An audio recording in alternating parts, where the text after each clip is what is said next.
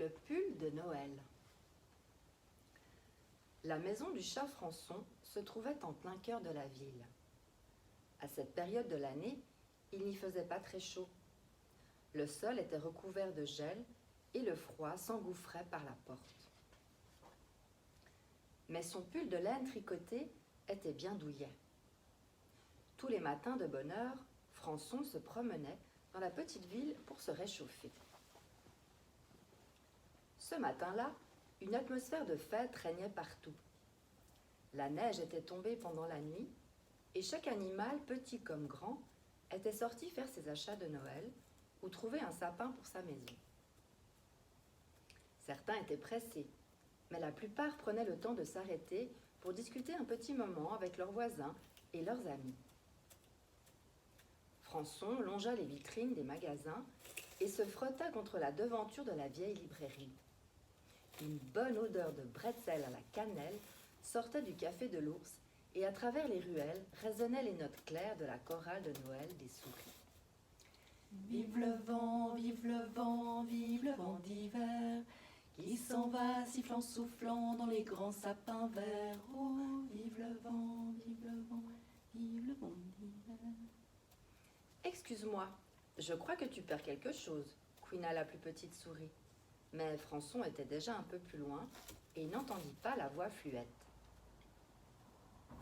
Françon marcha encore et encore, mais au bout d'un moment, il eut une étrange sensation de froid au niveau du ventre.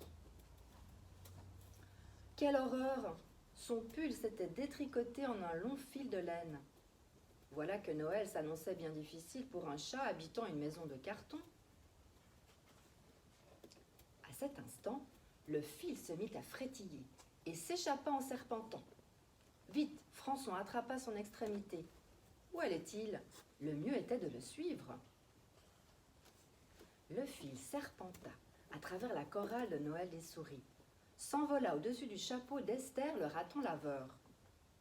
Il virevolta au-dessus des maisons et des cheminées et se faufila sur les tours et les toits. Il disparut par la porte de la pâtisserie, le chat brioché, et en ressortit avec une incroyable rapidité. Mais il s'arrêta tout à coup devant la librairie de la ville. Quelqu'un tirait le fil de l'autre côté de la porte. Un léger fredonnement provenait de l'intérieur. Françon ouvrit la porte avec précaution.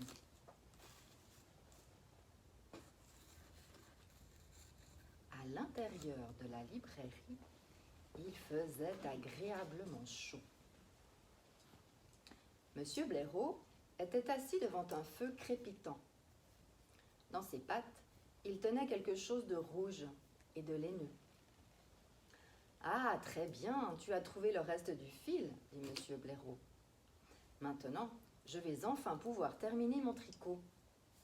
D'ailleurs, peut-être voudrais-tu rester pour une tasse de thé ? »